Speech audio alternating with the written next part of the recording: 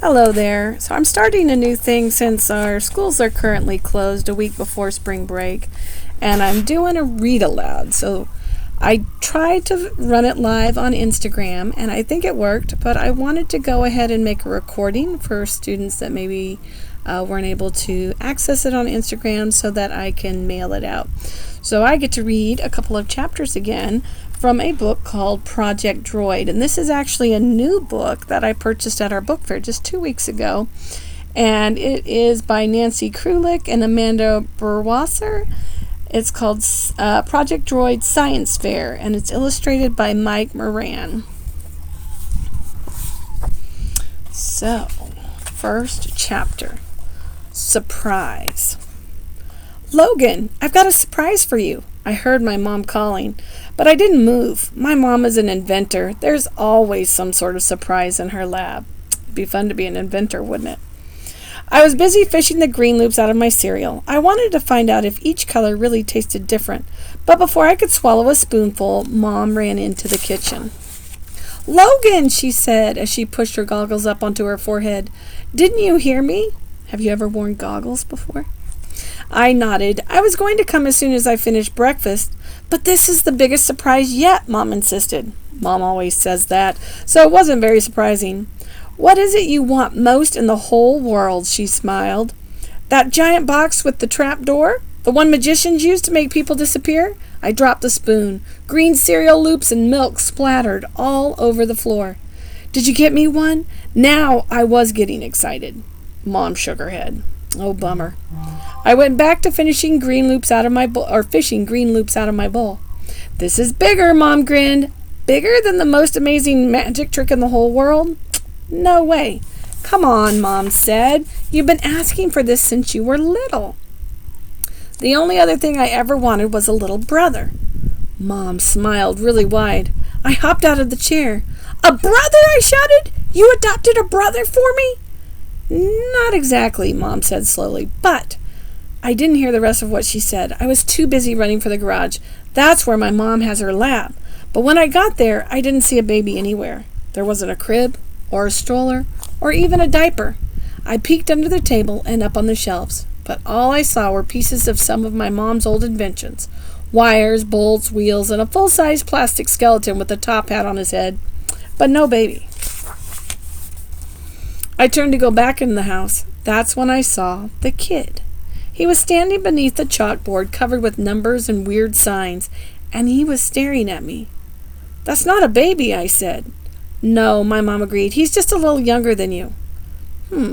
It could be kind of fun to have someone near my age around, I thought. Up until now, it'd been just Mom and me. Mom was fun, and sometimes she acted like a kid, but she was still a mom. Hi, I said, walking over to the kid. I'm Logan.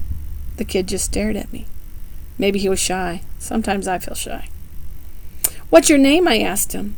The kid still didn't answer. He didn't even move. Give him a few minutes, Mom said. He's still charging. Do you know of anybody that has to charge? Chapter 2. Can you keep a secret? Just then the kid blinked twice. He scratched his head and yawned. Oh, good. Java's all charged up, Mom said. Java? I asked. That's his nickname, Mom explained. It stands for Jacob Alexander Victor Applebaum. Java is also a type of coding, isn't it? JavaScript.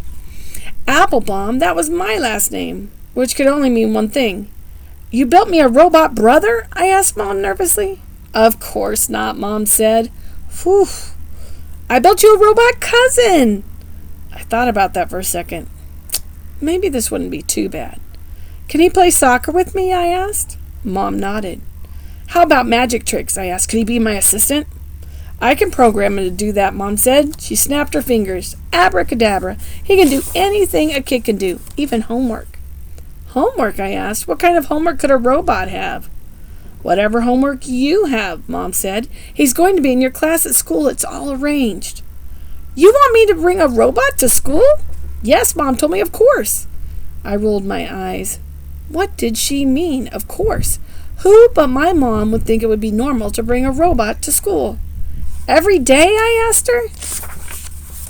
Have you ever brought a robot to school? You bet. Just like any other kid, Mom answered, but you can't tell anyone he's a robot. He's part of a secret project I'm working on. Secret project? I asked. Java is a special kind of robot called an android. We have Android phones, don't we? Apple and Android phones. But this is a little different. So Java is a special kind of robot called an android, Mom explained. He looks human. He sounds human. He's just like a regular kid, except smarter and stronger. Suddenly, Java opened his mouth. Good morning, he said. Java's voice sounded like a normal 8-year-old kid's, and he looked like a normal 8-year-old kid, too. Maybe this could work, except for one thing. Mom's inventions never worked the way they were supposed to. I can't do this, I said. Can you imagine how the other kids at school will tease me if they find out I have a robot cousin? No one will know, Mom smiled. He's like any other kid. What could go wrong? Are you kidding? Do you remember the dancing teddy bear you made me in first grade? I brought him for show and tell. Have you ever done show and tell? It's kind of fun, huh? He went crazy. He stuck his finger up Mrs. Slater's nose. I couldn't get him to turn off. That was a small problem, Mom said. I fixed it later. Mrs. Slater never forgave me, I mumbled.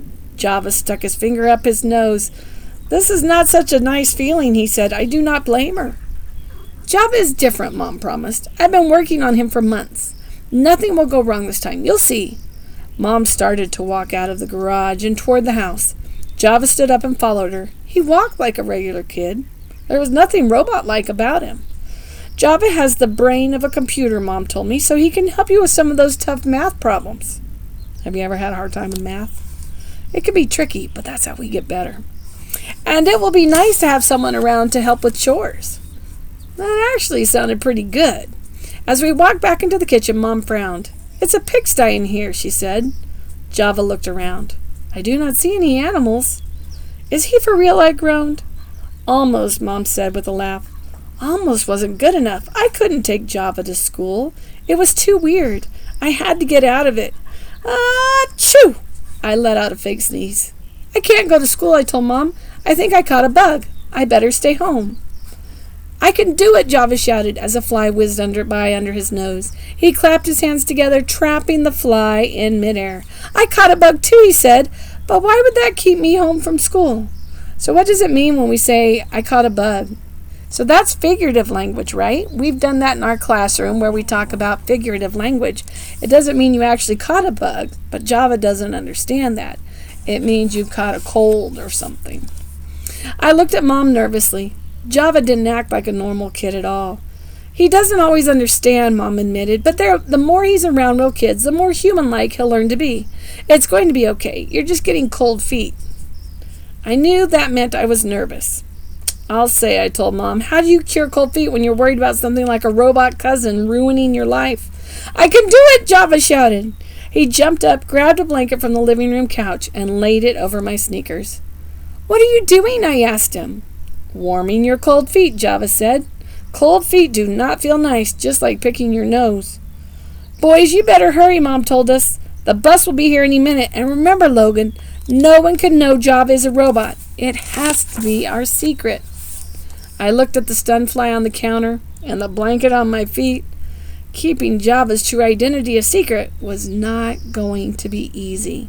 Do you think Java will learn what figurative language is about? We'll have to wait and see. So tomorrow I'll be reading, starting on chapter 3, Just Act Normal.